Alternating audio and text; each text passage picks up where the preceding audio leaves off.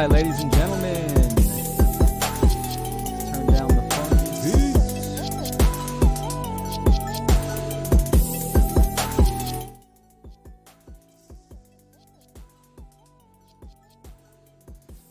Welcome, brothers and sisters. Thanks for tuning in.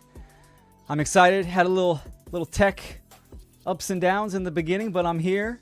I'm excited to do an extended presentation from my Seed 5 conference. So let me check the chat.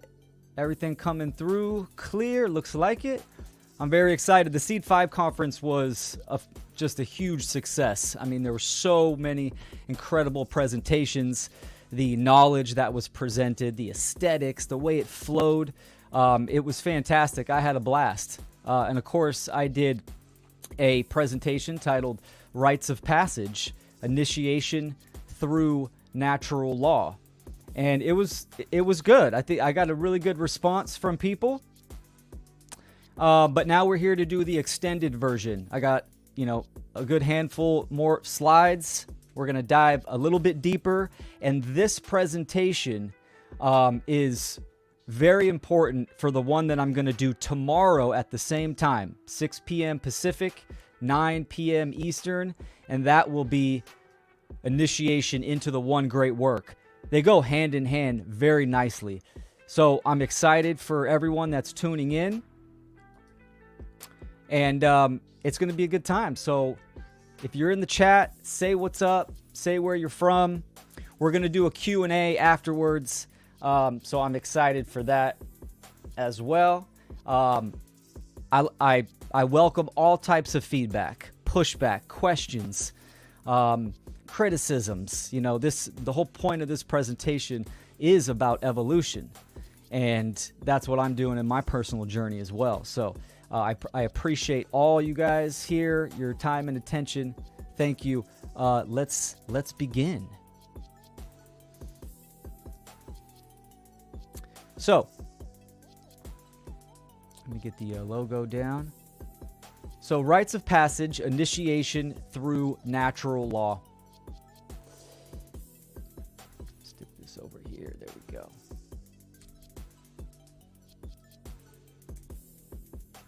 Oh, I'm having a problem with my keynote. Hold on one second, everyone. Sorry about that.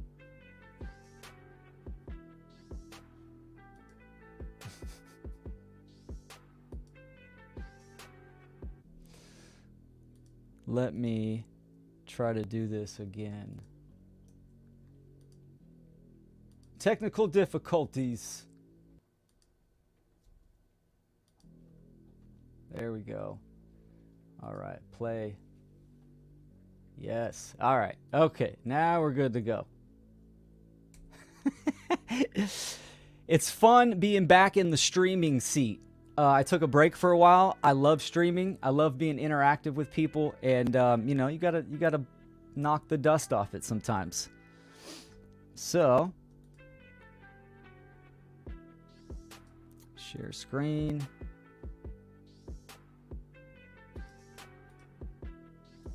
All right. Excellent. Okay, now we can begin. So, the extended version of Rites of Passage, Initiation Through Natural Law. And I'm going to start with a couple caveats. Hopefully there's people here that haven't even heard this presentation before. That would be excellent. If you have, I got extras for you. It's going to be great. So my first caveat, I dedicate this presentation to my dad, Bill, who has supported me through all my endeavors, gave me the freedom to fail well, and the how to learn from my mistakes. He showed me what it means to be a man with honesty, integrity, strength, and moral right action. When I was raised, my dad had a phrase, stop, drop, and think, which meant to be in the present moment, drop the emotional reactions, and use discernment and think. So I ask everyone that's viewing this presentation to stop, drop, and think. And what I mean by that is whatever your assumptions are, the mentally perceived definitions of what you think this presentation is going to be about, rites of passage, initiation. Set those aside and just be in the present moment. Take in this information. Of course, contemplate on this later on. Apply it to yourself and apply it to the world. Very important step. So the next caveat, my style, simplify the profound. During this presentation, I will be presenting vast, deep topics and distilling them to the core message, which is always based in truth and nature, and which can be applied in life. So nature has no euphemisms. The truth is simple. It's one's own conditioning and programming that promotes complexity and feeds the unbalanced ego. Perception is not reality. It is the lens by which one views the world, and our goal is to align our perception to that which is real, the truth. So set aside your preconceived ideas of assumption and listen with care and open-mindedness. And this is what it means to be open-minded. If you're truly open-minded, that means you have a willingness to learn and change. That's the key point there. So communication is vital, and of course, comprehension is key. All the information that I've taken in on this topic, I've synthesized it, aggregated it into my creative expression. So of course, the way I communicate this, it helps the viewer on how they're going to comprehend the message. So comprehension is key. Now, we're on a quest, right? Quest comes from question. So it's not about having all the answers. It's about asking the right questions, which will lead one on a quest of initiation. So the ultimate question is, of course, why? Any topic, any category, anything you look into, why is the ultimate question? Because when you ask why, now you're going to get down to the causal level, the root of a problem, right? And if I'm stating there is a problem, because there is, right, we need a diagnosis. We need a correct diagnosis, which diagnosis means by way of knowledge. So, this is a journey of self-discovery. One of the core messages of this whole presentation. So, let's begin the quest. And let's start with the problem. So, the world is massively uninitiated into spiritual adulthood, with a lack of wisdom of objective morality and natural law, which is the foundation of a healthy individual society. A healthy individual and society. Instead, the majority of humans are grown children, believing in magical beings and fictitious ideologies that support and condone coercive, violent behaviors that violate the natural rights of others. The belief in moral relativism and human authority are the pillars of societal destruction, leading to the current human condition of slavery. The disconnection to truth in nature has spawned solipsism, narcissism, whereby grown children are stomping their feet, demanding their false parental figures of government and religion to provide safety, security, and survival. Pura artunus is Latin for the eternal child. This is what I'm stating today the problem is that the majority of human beings are disconnected from reality, from the real. We don't understand the foundational principles of what it means to be a human being and to exist, incarnate in this reality. So, of course, the foundation, if the foundation is not firm and solid, the house our home, our temple is going to come crumbling down. And this is what is going on in society. Now, not everyone is at the eternal childlike mentality. The majority of people, of course, the social engineers, the small amount of percent of people that understand this information profoundly, and they're using it, they're wielding it like a sword to influence the grown children of the world, to sway, to control their perception, right? This is perception management for behavior control. And this is what we got going on. And we're going to dive into a few topics where this applies very much. Let me put my screen over here. All right. So, Friedrich Nietzsche said, the snake which cannot cast its skin has to die. As well, the minds which are prevented from changing their opinions, they cease to be mind. Powerful quote.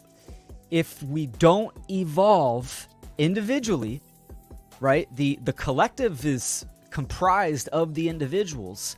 If we are not on the forward progression, the forward path, then we are not evolving, and we cannot shed our skin. We cannot change. Therefore, we're in a realm of stagnation, involution, the force that decays and breaks down in the natural world. So, let's start with some definitions, right? Definition means clarity of meaning. Out of infinite possibility of meaning, we're bringing it down to the finite. We're looking for higher definition. So, what is a rite of passage? A rite of passage is a significant ceremony or event marking a person's transition from one life stage to another, often symbolizing their growth, maturity, or change in status.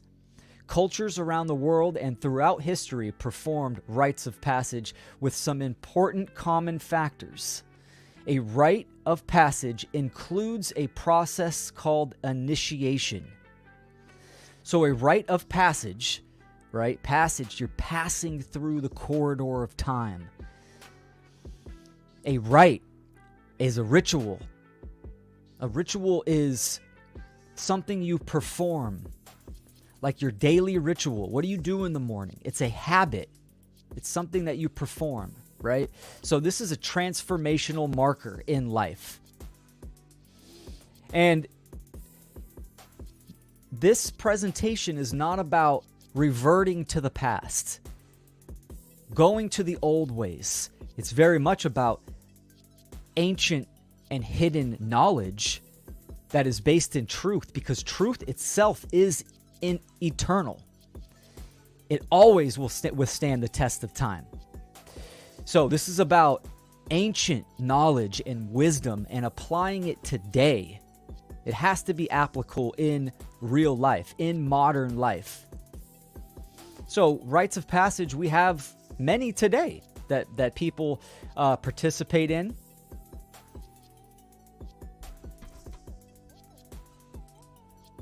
Hold on one second. Is the music still on? I'm sorry about that, ladies and gentlemen. I didn't know the music was low. All right, hopefully that's better. Thank you for putting that out in the chat. So we have these rites of passage even today. And let's dive into some of these. So, modern rites. Graduation ceremonies, weddings, coming of age parties, driver's license, college, fraternities and sororities, voting participation, religious confirmations, military enlistment, becoming a parent, retirement parties. Now, these are rites of passage in their own way. Even, we can see graduation ceremonies, supposed to be you're graduating from adolescence into adulthood. Weddings, the unification of two people coming together, man and wife.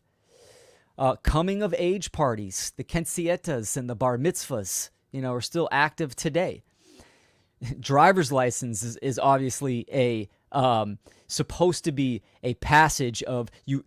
Now you can travel with government authority allowing that, right? So all of these have a characteristic of artificial passage is what I'm calling it. Now, even becoming a parent, I'm throwing in there as well. All of these are, because they're missing the core values and principles of what it means to go through a rites of passage and to be initiated. So we're going to define what initiation is here in a minute.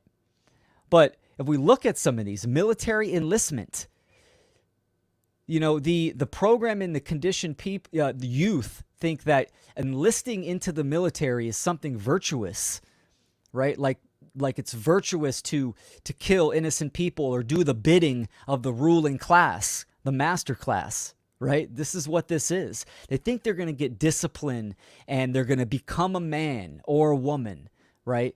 And this is artificial. You don't get this here. What you get is programming and conditioning. Same with the schooling system, the indoctrination camps, even weddings, right? You're exchanging vows, and people look at weddings like this is a rite of passage. Like once you have that ceremony, now you can be a husband, now you can be a wife.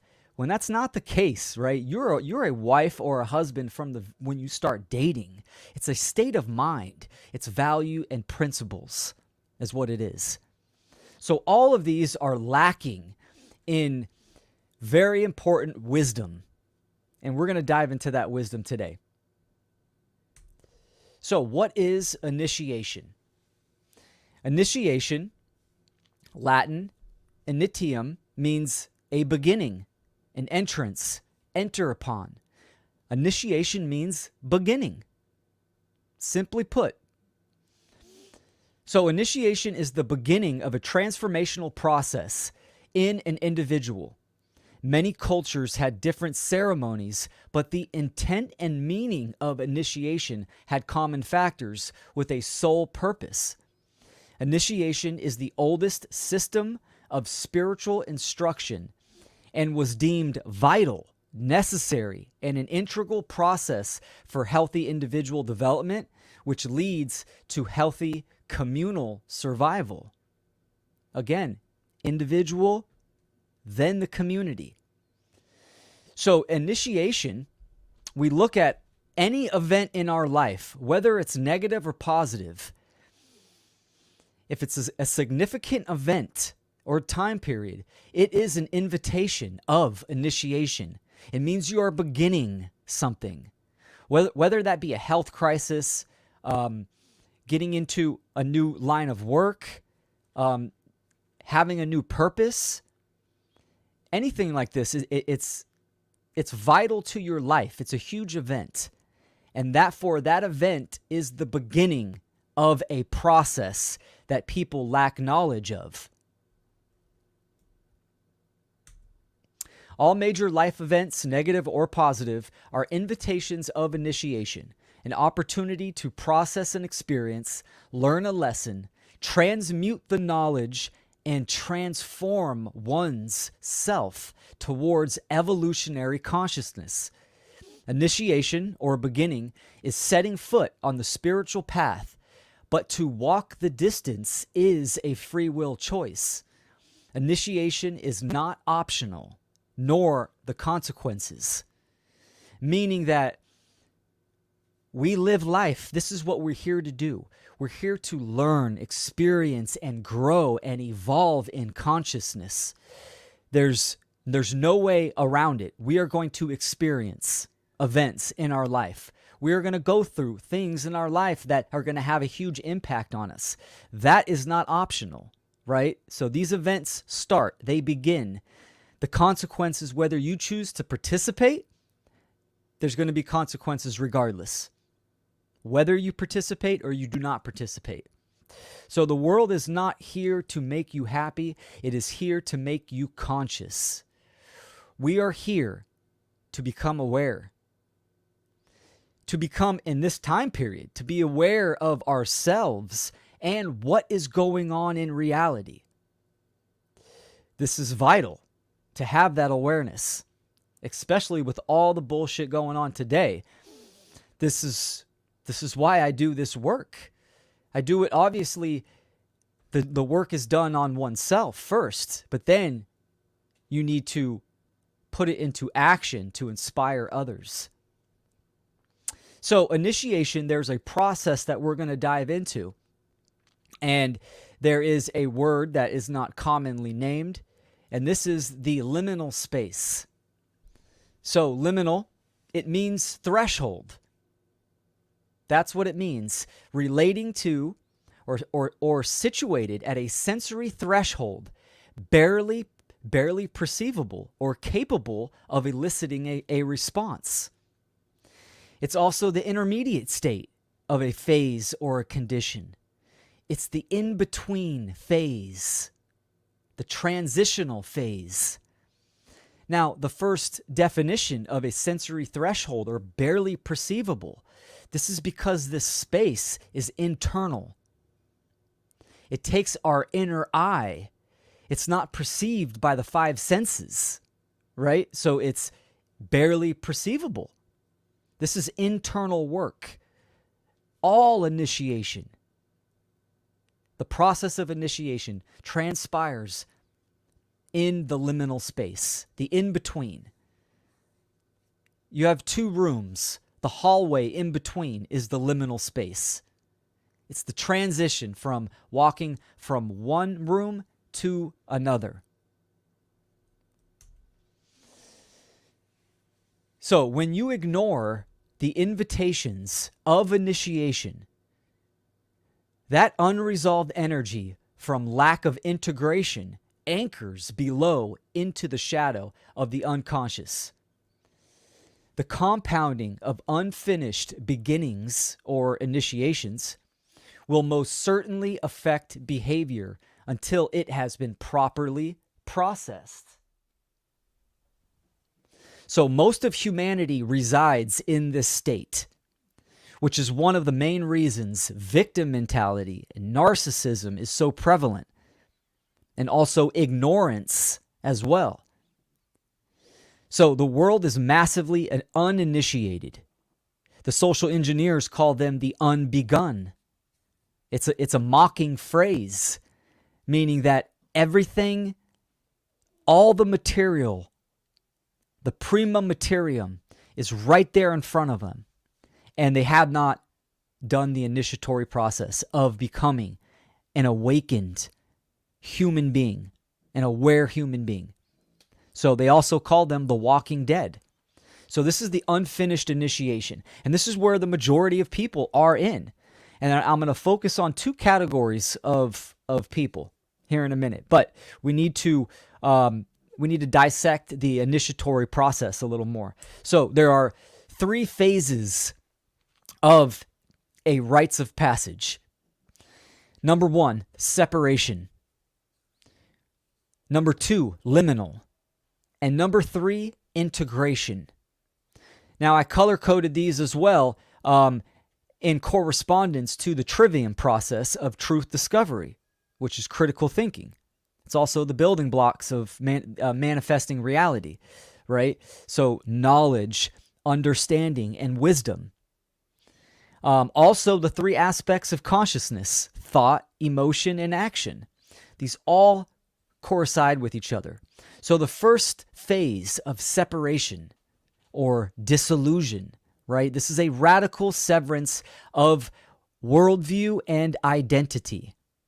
Those that have began to awaken or are aware of what is going on in the world today in reality have already been through the separation of from when they were asleep, programmed, conditioned. They are not the same person.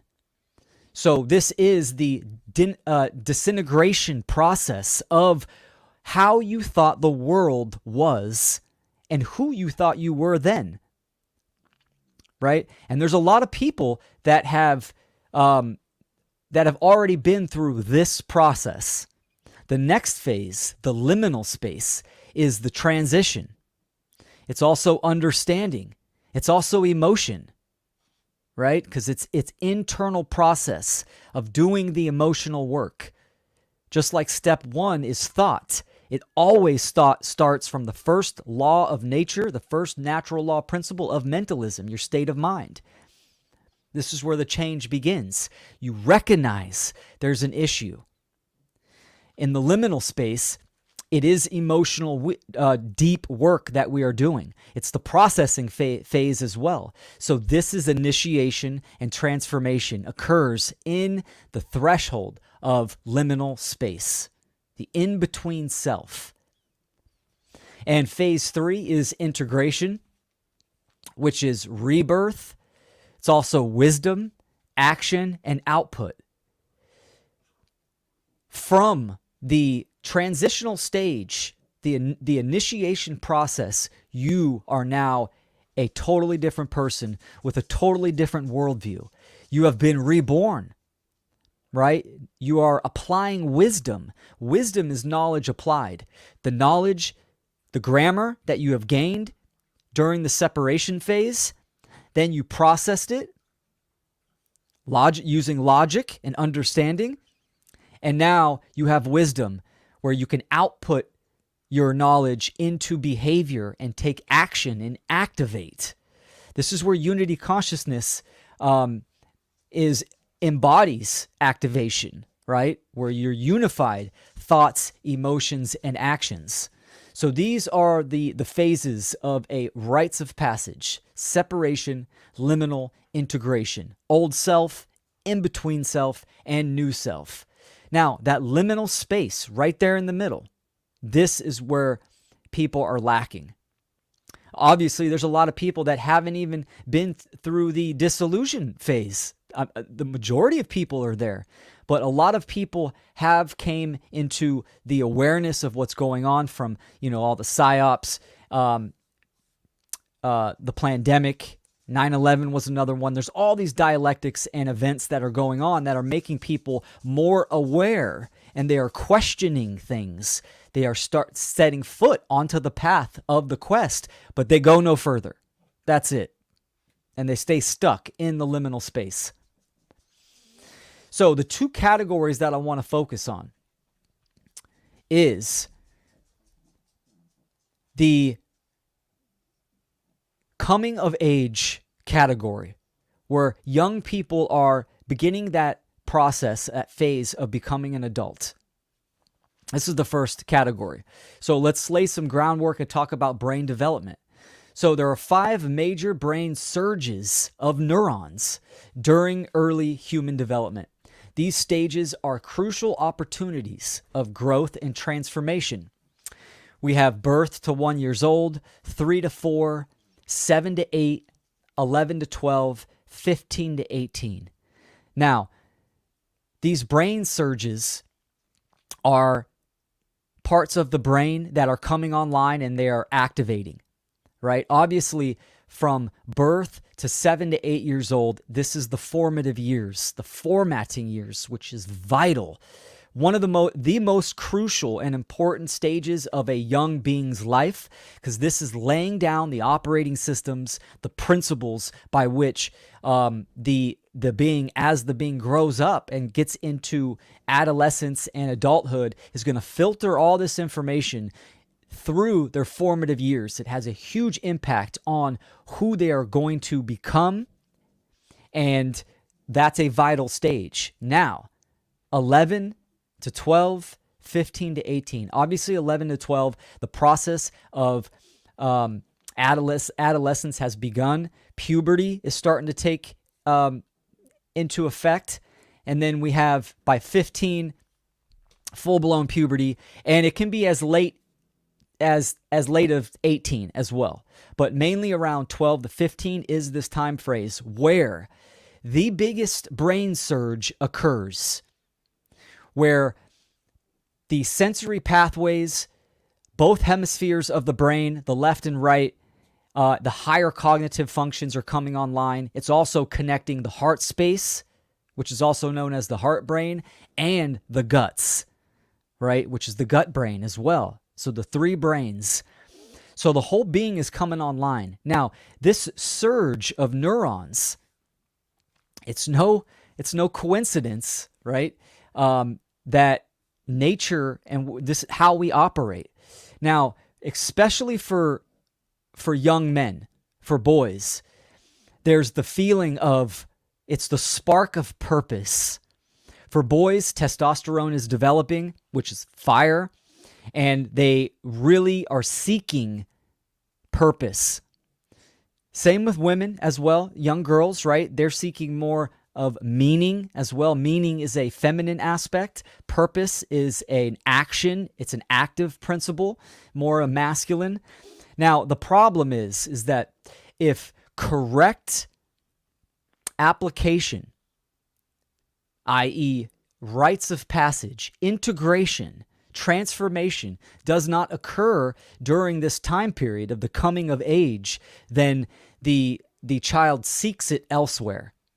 And most of the time, it's with groupthink, right? With boys, they need that purpose. They want to do something adventurous. They want to come into their own.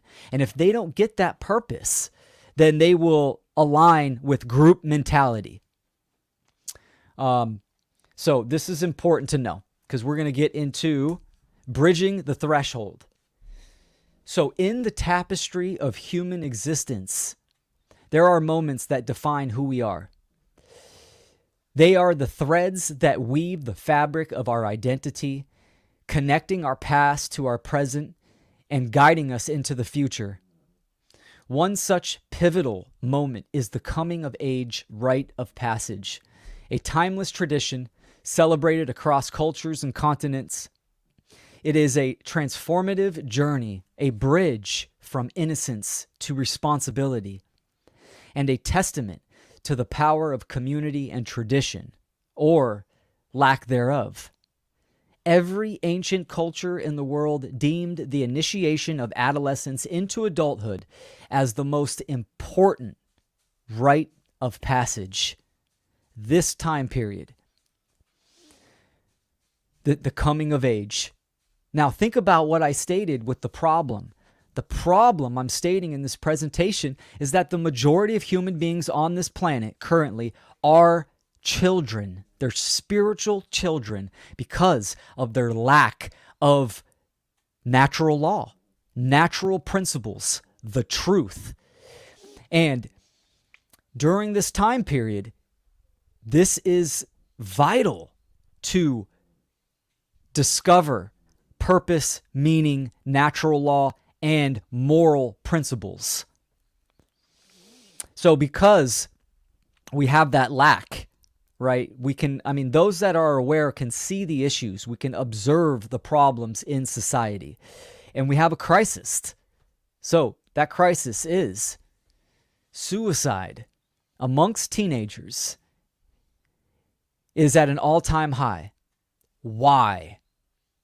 So the infatuation and urge for death in teenagers is completely natural because teenagers are supposed to die. But this death is not literal. It is spiritual and metaphorical. Your childhood must die so you can become an adult. Unfortunately, the psychological and spiritual framework for this transformation and transition is disconnected from modern culture. The death urge is then actualized in the physical world as opposed through ritual and initiation into maturity. Teenagers are stuck in liminal space, the in-between, due to their own ignorance and parental ignorance of this natural process. So when the pain becomes suffering, they seek physical death. This unfinished initiation can generate into depression, anxiety, identity crisis, groupthink, bodily dysmorphia, bodily mutilation, or other diseases. The truth that when we look at the teenage years, the adolescents and these young adults, They are completely off the beaten path. They are disconnected from nature and truth. Now, if you're in this age group, right, then hear me out. There could be some offense taken on, but you need hear this information and process it. So this is a huge, huge problem. Of course, the issue always lies with the parental capacity, because the parents are there to educate their youth. But during the coming of age, what happens? As age and the capacity for logic, reason, and holistic thinking, right? Intelligence, a young person is coming into their sovereignty, their autonomy, their responsibility. So from there, they take on a lot of damage that builds a lot of shadow characteristics, and that is outputted into negative, harmful, and destructive behavior. So let's look at men and women, boys and girls, girls to women, right? Becoming a woman, a rite of passage from girlhood to womanhood, is biologically initiated with first menstruation. Rituals would incorporate the whole community in a supportive ceremony, mothers and grandmothers expressing veneration for the feminine essence of being. Like I said, its meaning, the meaning of life, is a feminine principle. And we're going to dive into the meaning of life and life's purpose. But young girls, they have this innate response, this natural, automatic response of first menstruation.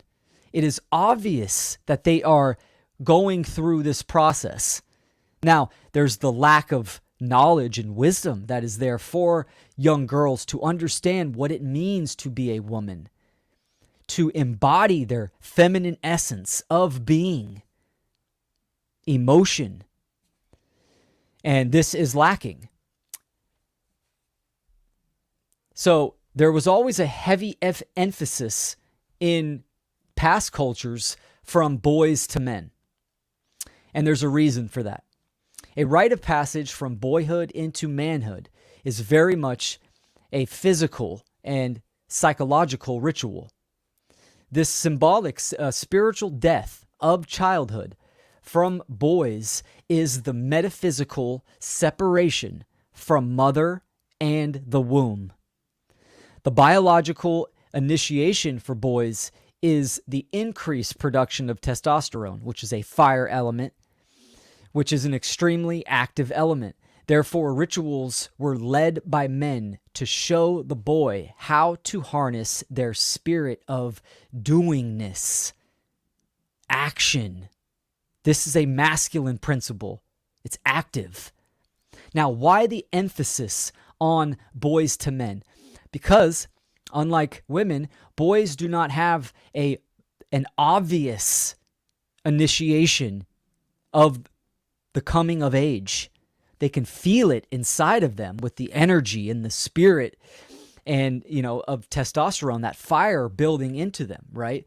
But fire can be extremely erratic, right? This is why men would take the boys into nature, and it would be a very physical, excruciating ritual, right? It would break them down psychologically and physically to show them a couple things. One, to harness their power, to harness their fire.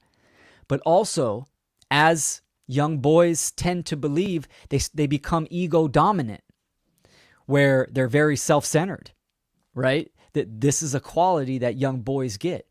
So the ritual was there to break them down in nature, to show them that there is a supreme authority, and that is nature. It must be obeyed and respected and harmonized with. Now, how does this apply to today? The social engineers understand this natural process. This is why they're attacking the masculine. If you can neuter and declaw men, you will have a society that will not fight back, that will not activate the sacred masculine principle of self-defense. Of course, the attack on women as well. It's twofold. Women have that influence over men. This is what the man is. The man is devoted to the feminine essence. Now, so that's crucial to understand that there is this war going on many fronts. So we also have so that was the first category, the coming of age, adolescence into adulthood. The second category, with the lack of initiation and stuck in the liminal space, is the freedom movement. Unfortunately, the so-called freedom movement is not evolving towards holistic consciousness and true freedom due to their ignorance of natural law and objective morality.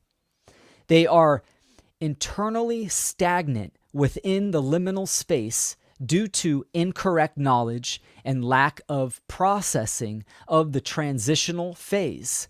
In short, ignorance of true spirituality will thwart the forward progress of evolution in nature. Now, obviously, it's not freedom movement, right? You have movement in mind, but what direction is it going? Is it evolving or is it devolving? We see, I've said many times, there is not a great awakening. There is a great awareness. Now, this is opportunity. There's a lot of people that are aware that shit is fucked up in society, right? But they cling on to puddles of awareness. They get stuck in cul-de-sacs of information. They are not doing the internal work to get down to the causal factors that are embedded in mind and educating themselves, applying it to themselves, going through that initiatory process, and then taking action from there. So the goal is to become a spiritual adult. This is what this presentation is about. So let's talk about what authenticity is. What does it mean to be an authentic adult, an authentic human being based in truth and moral principles, right? Aligning with nature, the way things are. So we have the true self versus the false self. This is the true self. One understands and respects the self-ownership and sovereignty of all beings, which is objective morality. Understands natural law and strives to live in harmony with it at all times through our actions. Understands true non-dualism and strives to live in non-contradiction in thought, emotion, and action. So what do I mean by non-dualism? Now, we live in a perceived duality, right? Day, night, awake, sleep, left, right, hot, cold. This is all perceived duality. Non-dualism is getting down to the essence, to the principle of what something is. So we are all one human family. We are all one in the macrocosm. Anima mundi means soul of the world, meaning we are all one organism living together. So yes, what we do here individually matters and affects the environment and affects the whole. So also the true self understands and espouses and works towards true freedom. The true self recognizes the inherent evil in reality and will not tolerate it and will take action against it.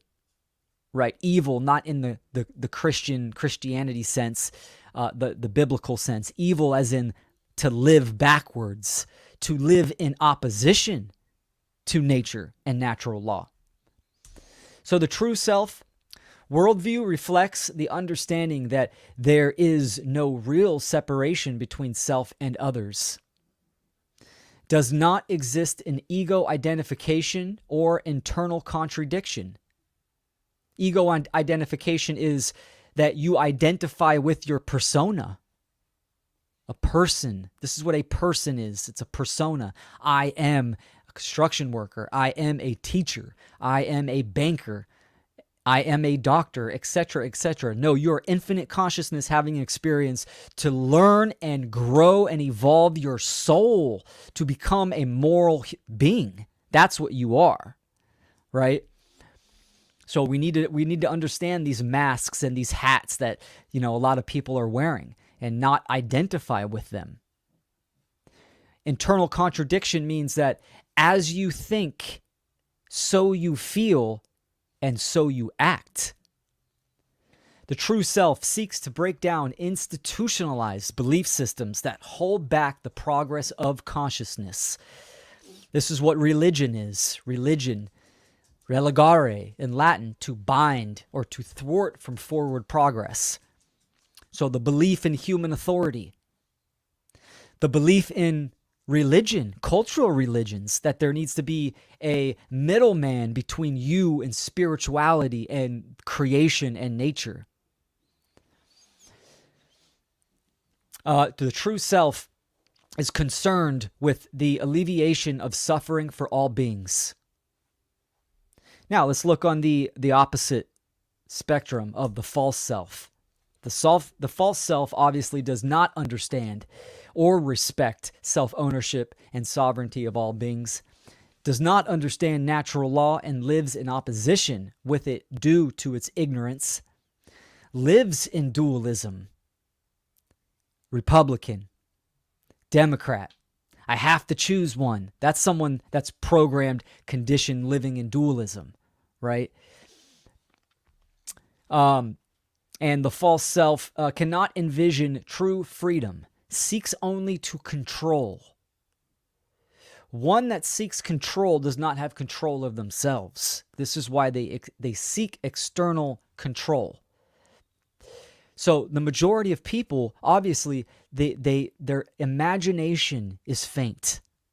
They cannot, even people in the freedom movement, when you talk about true freedom and anarchy, no masters, no slaves. A lot of them don't have that imagination that human beings cannot create, organize, and create a moral, functional, healthy society or community.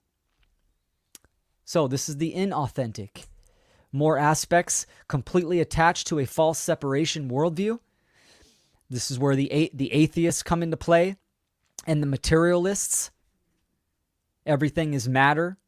There is no creation or intelligence in nature. Exists in deep ego identification. Accepts and reinforces institutionalized belief systems that hold back the progress of consciousness. And completely unconcerned with the suffering of others. Thinks only about the self, which is solipsism. Me, dog eat dog. Moral relativism.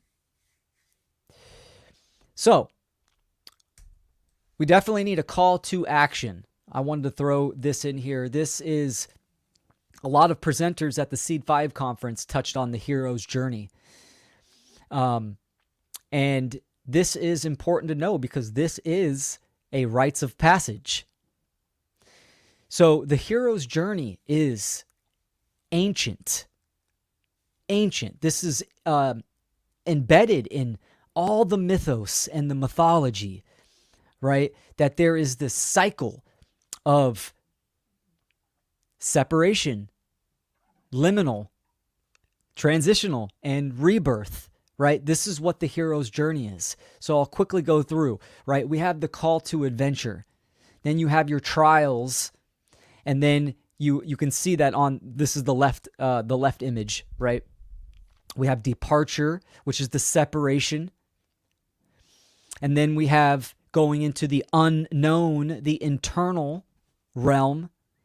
of initiation, and then the return, which is wisdom, being reborn as a new person that is activated and applying action. So it's interesting that, all the movies like The Matrix, V for Vendetta, they obviously this is a huge aspect that directors use in these movies, because why do people cheer for the hero in movies like The Matrix, and they cannot apply it to the world and see that this allegorical movie story is exactly what's going on today, right? People can feel the hero's journey in allegories, in movies, in stories. They can feel it because it resonates in truth. And it's eternal. It speaks to them. It speaks to their soul and to their very being, the essence of their spirit. But yet they are completely unconscious to actually applying it to themselves and applying it to the world. So, let's get into the solution. The soul you shun. The hidden passage. The knowledge of natural law has been occulted or hidden for millennia from public awareness, because when humanity activates this universal wisdom, the parasitical ruling class loses their grip of influence and control. The most important rite of passage is through the archway of knowledge to natural law and objective morality. Here, the initiate can attain higher consciousness of how reality operates, the laws of nature, sovereignty, natural rights, and connection to the divine, which is soul purpose, interconnectedness. This is the rite of rites, the hidden archway, with the discovering and applying the knowledge of natural law. Now, this isn't like a one-stop shop ordeal where you, okay, I know what natural law is, that's it. Understanding the laws of nature is a lifelong process and beyond. So this is the hidden passage. This is what the social engineers do not want individuals to understand and apply to themselves. This is what they don't want parents to teach to their children and to facilitate to the young growing adults. So natural law is the governing dynamics of creation, which delivers the consequences of humanity's collective behavior. Natural law is the fundamental substrate of all phenomena. It's real natural order and the objective, absolute truth. It's the bullseye by which a spiritual, mature human strives for harmony and alignment towards evolution. The knowledge of natural law is bridging the threshold from immaturity to spiritual adulthood, whereby a human being has conscious, which is knowledge, and then willfully exercises conscience by moral right action. Natural law is the cosmic causality. This is the metaphysical realm. Metaphysical and physical, they are not separate. The physical is the manifested realm, the body of the spirit, of the mental realm. So understanding the natural law principles and applying that to yourself. Once you understand at a certain level where you can, your perception, the information, what is going on in reality is being filtered through the knowledge of natural law, you will have a vast and profound understanding of the causal factors of what's going on within yourself and within reality.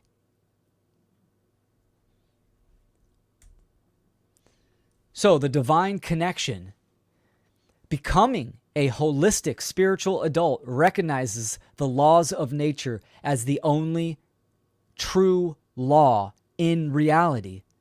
Natural law is the supreme authority, which is immutable, non-man-made, universal, and binding to all human beings.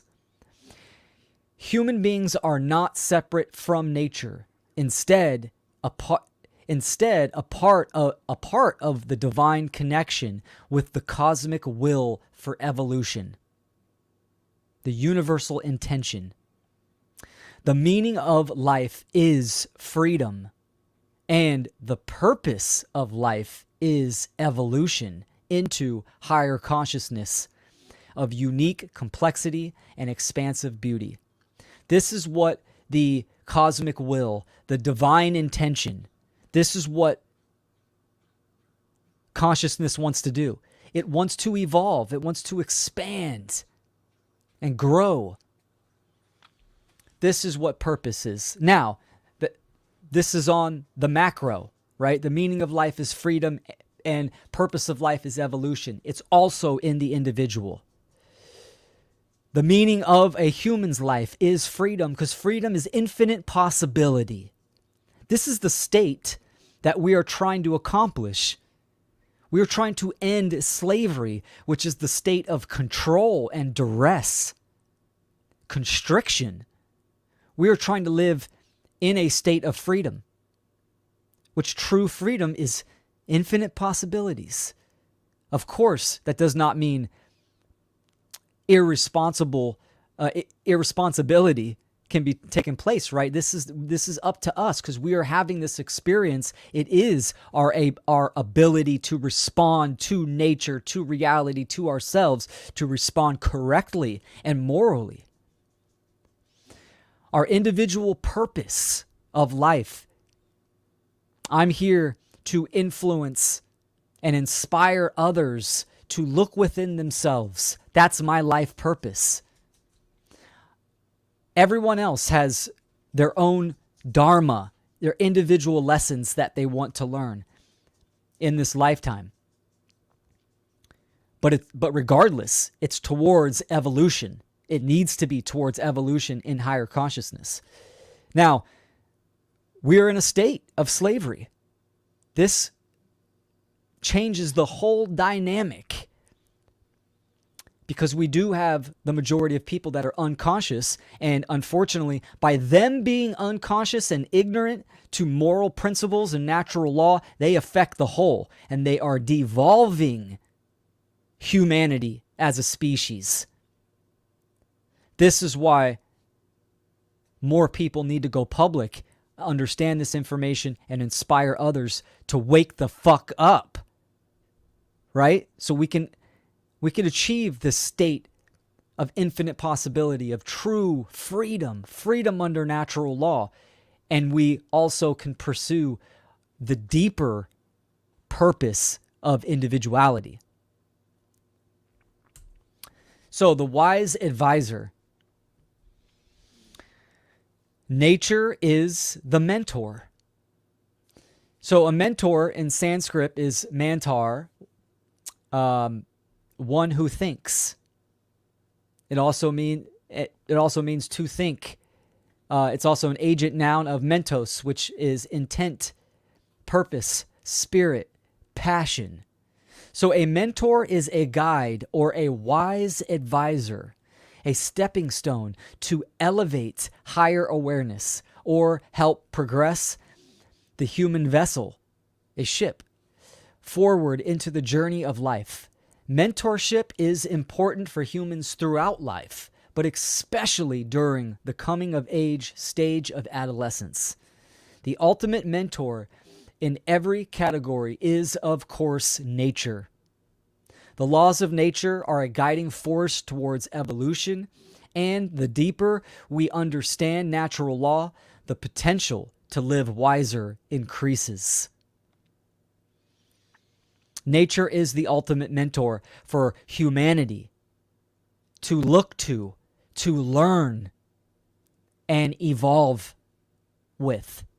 right? I mean, we look at the inverse, right? The perversion and the inversion of from the pharmaceutical industry and the inversion of health, right? I mean, pharmaceuticals, these synthetics and all these chemicals derived from nature, meaning the model was from nature and then it was perverted in a synthetic, artificial, man-made way. Every category we can look to nature and strive for evolution. Now, mentorship is important even from the parental aspect, right? We are facilitators of the youth, and especially in the coming of age where that spark is hitting and a young being is detaching from the family dynamic on a physical and metaphysical, energetic, psychological category, right? They are looking to become their own. Mentors are extremely important. Whatever your child wants to do, promote that. Self-directed learning, promote that. Find resources. Discover an apprenticeship or a mentor. Now, it's interesting, I mean, a lot of my homeschool people, unschool people can recognize this, that when your child gets to a certain age in the adolescent stages, sometimes they can be resistant from learning information from you, from their own parents. This is a natural response of, to leave the nest, to break into their own, to become into their autonomy, right? So you might have to facilitate outside external mentors. I have mentors. You should have a mentor. Anyone watching this, a mentor in many aspects of your life. I have a mentor when it comes to gardening. Mark Passio is a philosophical and a technological mentor of mine. I have mentors when it comes to alchemy and spagyrics and tinctures, right? These are stepping stones to help us along our quest. So, when you think about the majority of human beings, right? All the uninitiated masses, when you think about their mentors, especially for teens, celebrities, musicians,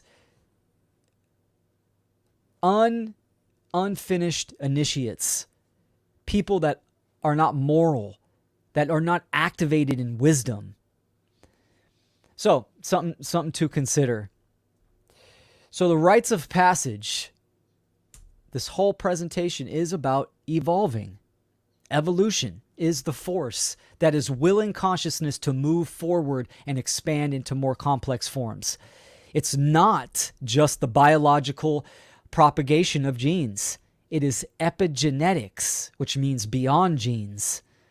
The wisdom of morality and the awareness of natural law.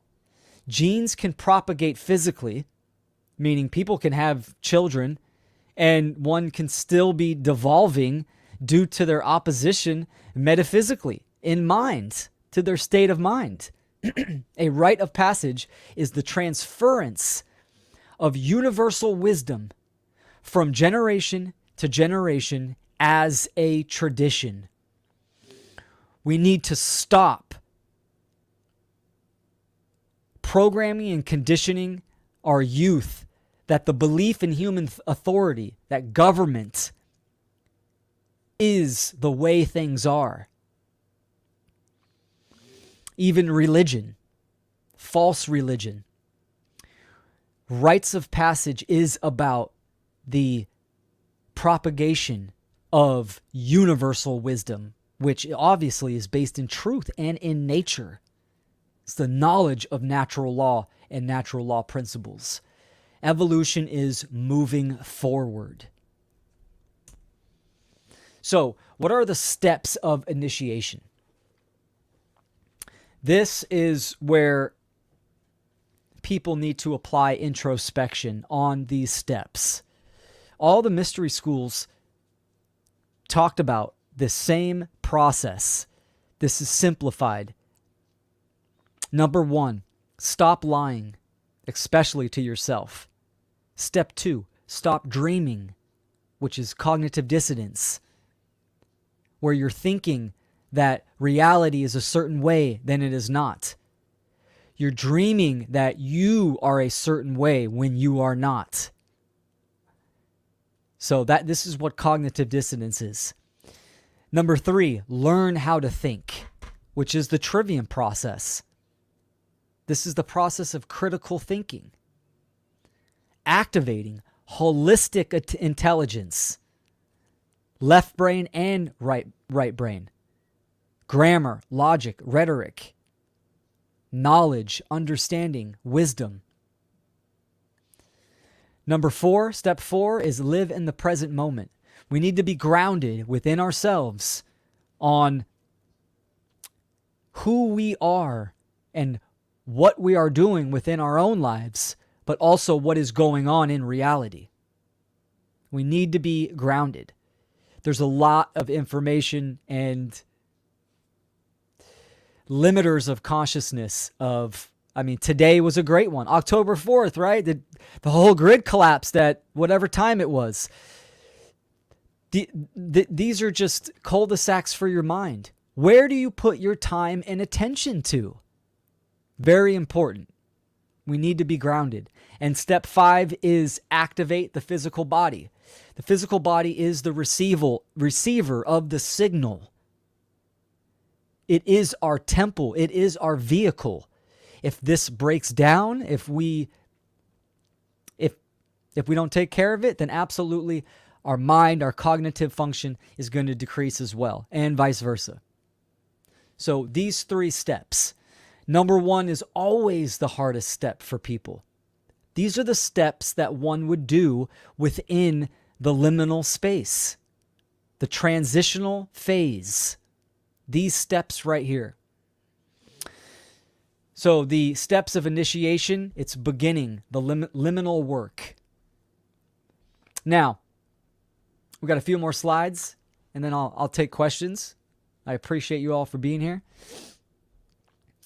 Rites of passage has a key element. All initiatory events in your life have the foundational element of death. Something must die. An old pattern, habit, identity, perception, and ultimately a state of consciousness, a level of awareness must disintegrate for the reemergence of a new state of consciousness in higher awareness. This is the allegory of the phoenix. Death before dying, right? We need to die onto ourselves by taking that quest of initiation and diving deep into our own psyche and how we think. What makes us tick, our belief systems. Why do we hold these belief systems on a deep, profound level? So something must die. Step 1 is the separation, right? Then the phoenix burns in flames, right? Dies. The liminal space of the actual initiatory process, right? Or here's a good way to look at it, a caterpillar, right? Caterpillar, cocoon. Within that cocoon, that's liminal space. Then rebirth as the butterfly, or rise again as the phoenix from the ashes. This is what we need to do. It's also a good allegory is Odin. This aspect of death is in many, many mythos.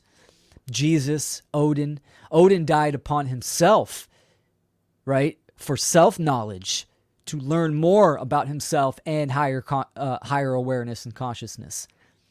So the problem with this slide, and what I'm talking about right now, this scares the shit out of people. The majority of human beings, the unbegun, the uninitiated, are scared. They're terrified of death, which is the primal fear. Now, all fear is based in ignorance, lack of knowledge. Most people think that they're going to die and that's it. It's the end. Or they're so ensconced into materialism, they're not going to be able to take their fancy shit with them. Right? So this scares people. We need to die. Often. Metaphorically. Spiritually. I am not Chill Will. That was my hip-hop name in my music career over 10, 12 years ago. I'm a completely different person. Chill Will is dead. I am Will Keller, where I'm at here and now, activated, doing what I'm here to do. So, initiation is about self-ownership. Discovering your inner authority to own your life, being responsible and accountable for one's own actions, understanding your autonomy and sovereignty under natural law.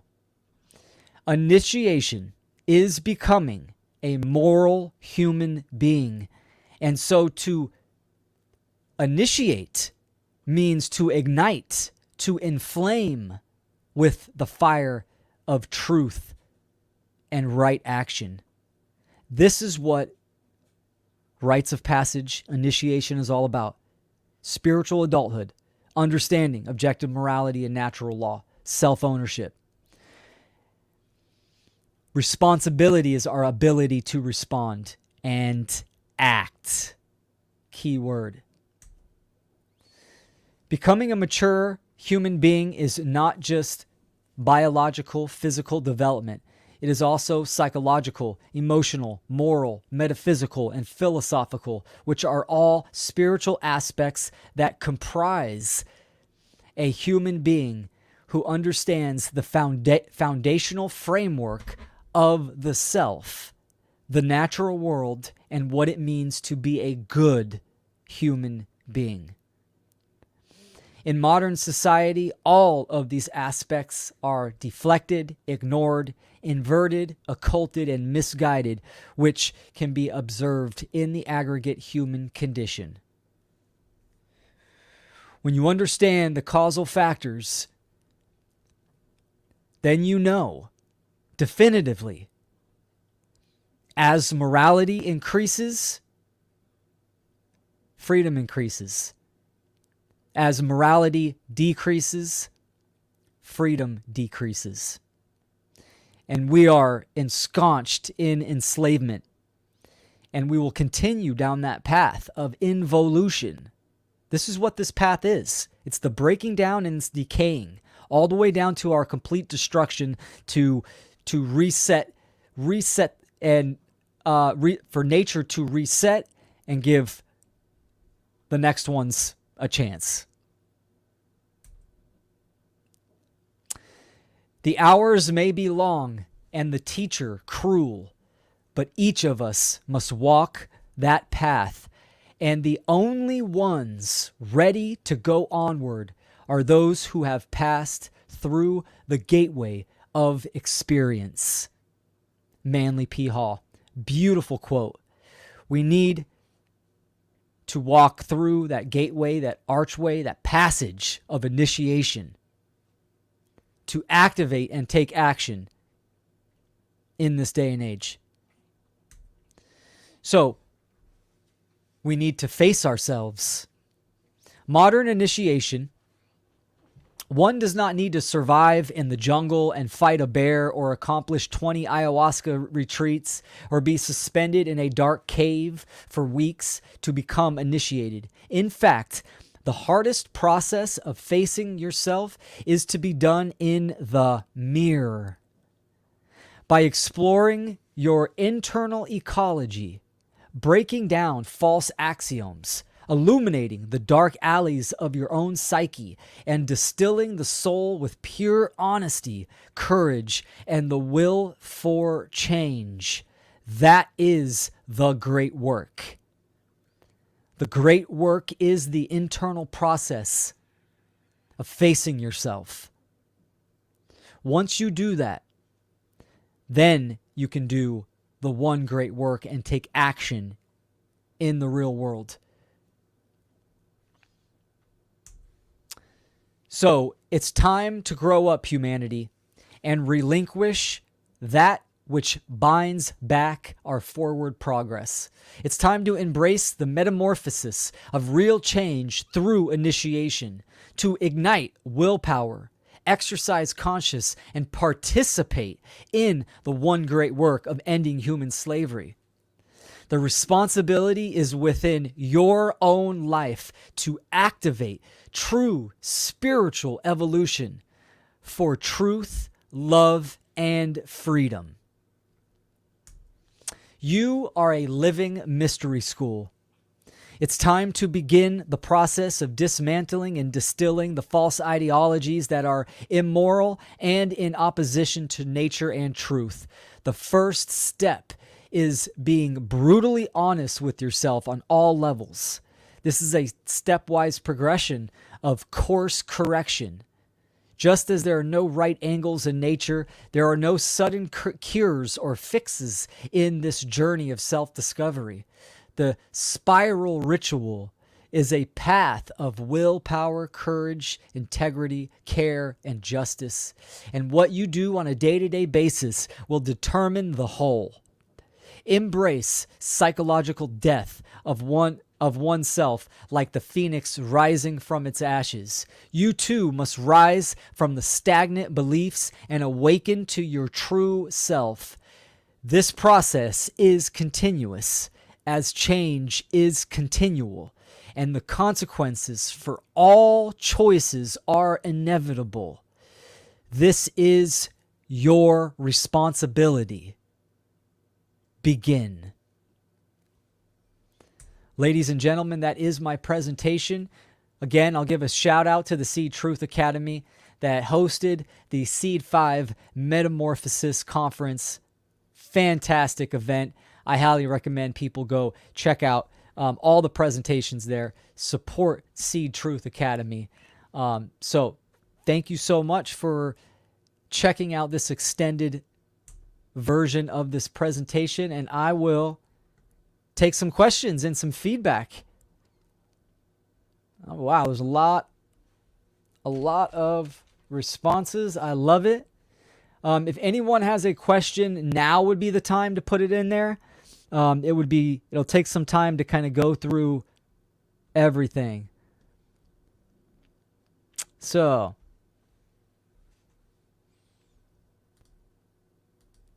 all right, good seeing. Hello, Thomas. Good seeing you, my brother. William, Brian, Lisa, Angela.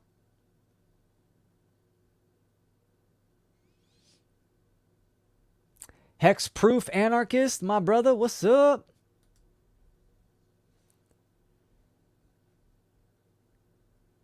Trey's the Lion. Yeah, buddy.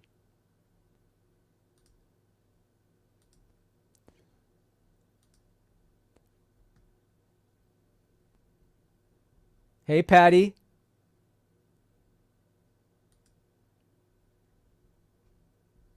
Great comments. I appreciate all the support. I recognize a lot of the names here. I'm extremely grateful for all the support for all my work. I appreciate it.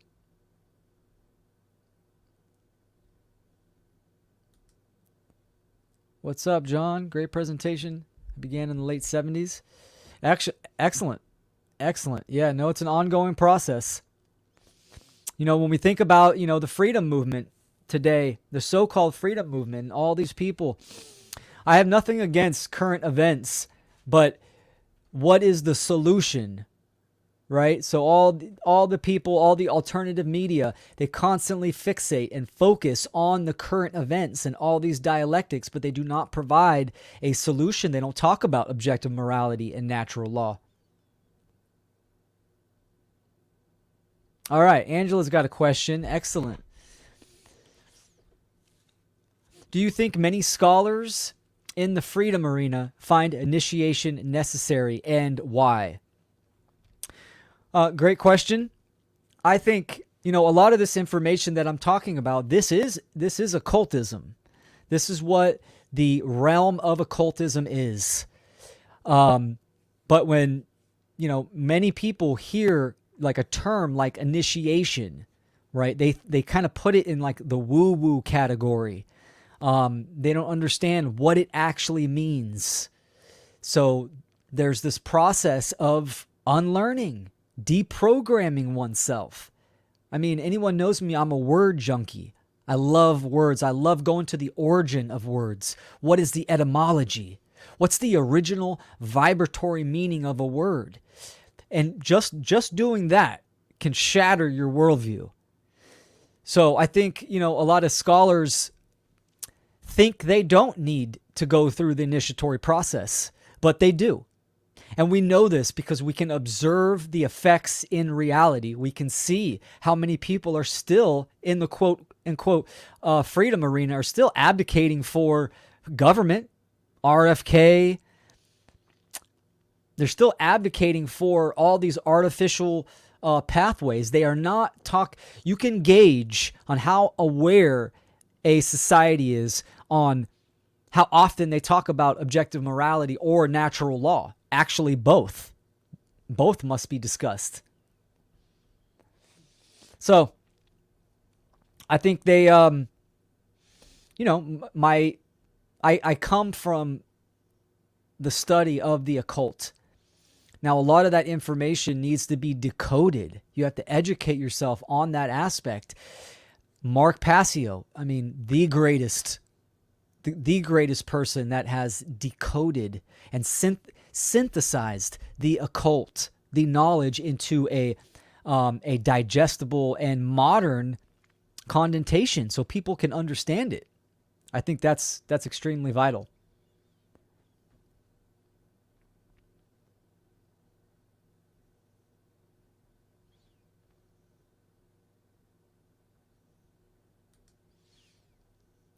How can we use occult psychology for good? Teaching morality like the controllers use to manipulate minds. Fantastic question. We do it exactly like how I'm doing it right now. We need to understand the natural law principles, right? Mentalism, correspondence, polarity, vibration, rhythm, cause and effect, and gender. Each one of these needs to be studied deeply. A lot of people have heard about the Kybalion, but the Kybalion is like the beginning stages of this. We need to go deeper and apply this to ourselves and society. So yeah, the social engineers, they understand how psychology works. They understand that if they can get a whole bunch of parrots, if they can infiltrate the realm of information through repetition and through non-participation of the public, of doing the internal work, they're going to program people. They are going to program people. So we need to use the same tactics. So you're right on, Hexproof. This is what we need to do. We need to become the true media.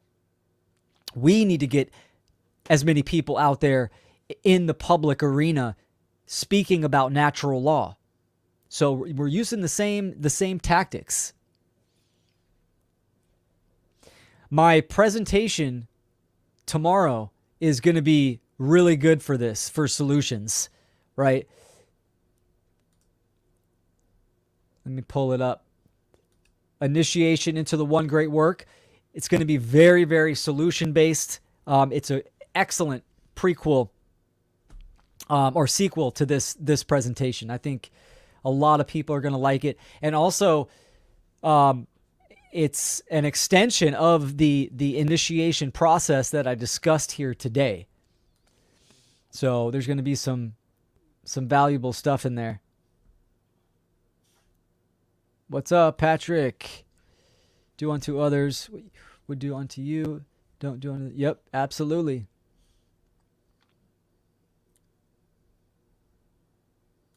Okay, here's a great question. Hi, Lisa.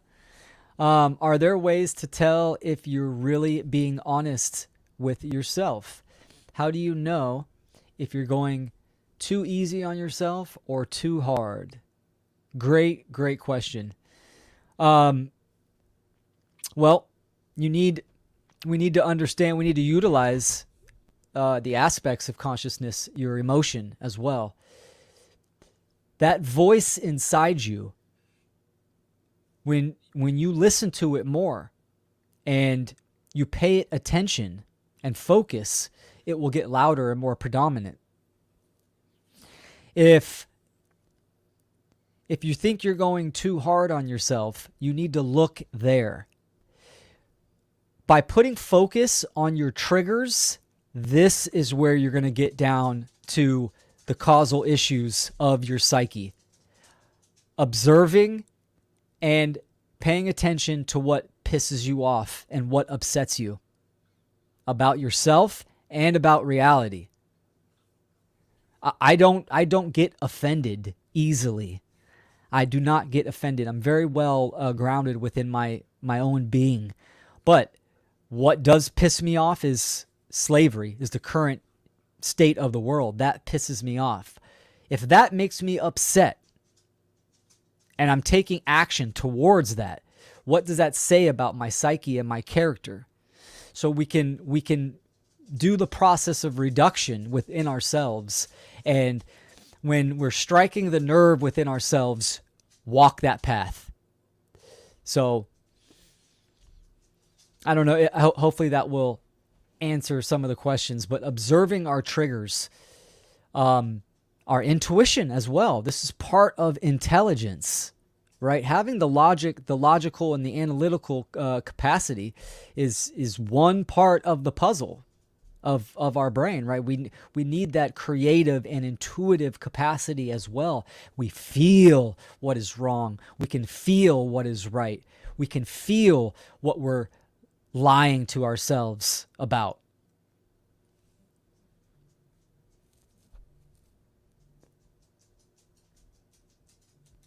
Yeah. Trey says that's mirror work. Mirror work. Absolutely. Absolutely. Okay, Angela's got another question. Many SRA, which is satanic ritual abuse survivors, discuss the initiator ritually being cruel and find using Manly P. Hall as a map to dark occult. How do we bring these extremes together? Find using Manly P. Hall as a map to the dark occult? Is that what the question is?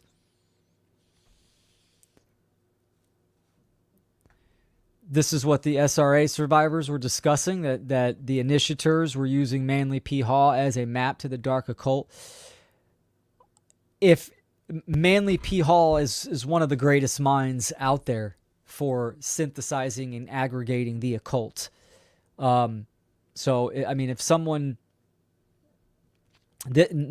what is the dark occult? It's the same exact thing as the light occult as far as the body of knowledge. It's understanding the psyche and natural law, but it's what it's using it for is on the opposite spectrum. It's for violence, violations, immorality, right? Occultism is just the study of natural law, that information.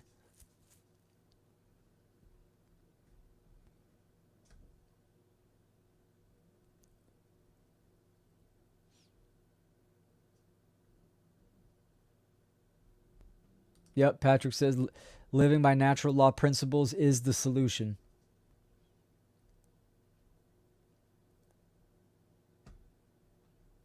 Manly P. Hall is some of the greatest works out there. I mean, he dives deep into natural law. So yeah, I'm not sure. I don't have much comment on, why an initiator would use Manly P. Hall as a map, as a roadmap to the dark occult.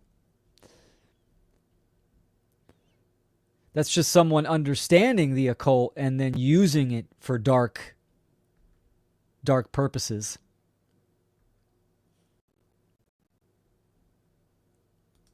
There we go. Yep. Yeah, right on, Patrick. In order for occultist knowledge to be used for good in the world, we must overcome the fear of the occult. Absolutely.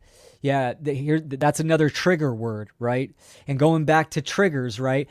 When I engage even on a one-on-one, when I used to go out on the street, hold some signs, not protesting, just out there, public education to try to interact with people, I could gauge a person's awareness fairly quickly and accurately just in about a minute or two of conversation, of letting them talk, but asking them certain questions like, what do you know about the occult or occultism? Experiencing their triggers, especially to a word like that. Same thing if we talk about anarchy, how someone responds to that. It says a lot about the level of awareness that they're at.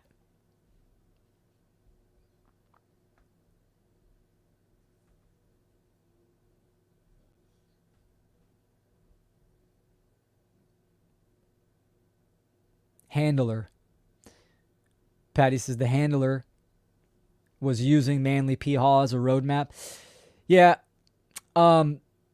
Look into Manly P. Hall's work. He's Manly P. Hall is absolutely a light occultist. He's a de-occultist is what he is. That's what he is. Yeah, he didn't even he's putting out the information of the occult to the public is what he was doing. As far as the roadmap, you can use Carl Jung as a roadmap to mind control, influence people, so.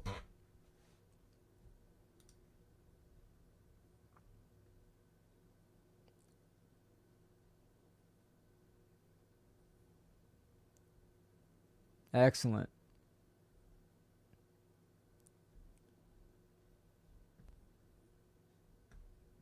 So briefly, I'll talk again about tomorrow. Let me get the title card up there. It's going to be the same time.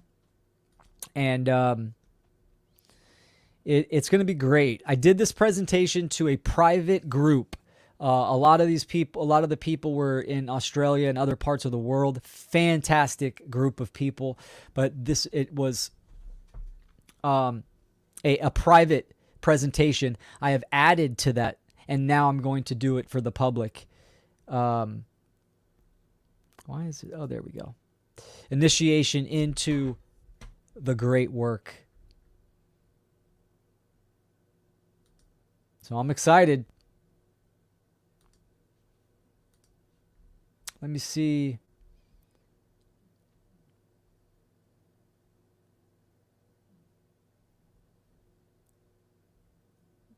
Yep. All right, my beautiful brothers and sisters. I had a long day, so I'm glad I made it through this presentation. I hope you all enjoyed it. For an extended, how much was it extended? It was extended about 40 minutes. So yeah, great. I'm looking forward to seeing all of you all tomorrow as well. Tomorrow's going to be great. I'm really excited for it. Thank you all for tuning in, checking me out, interacting, dropping comments and questions.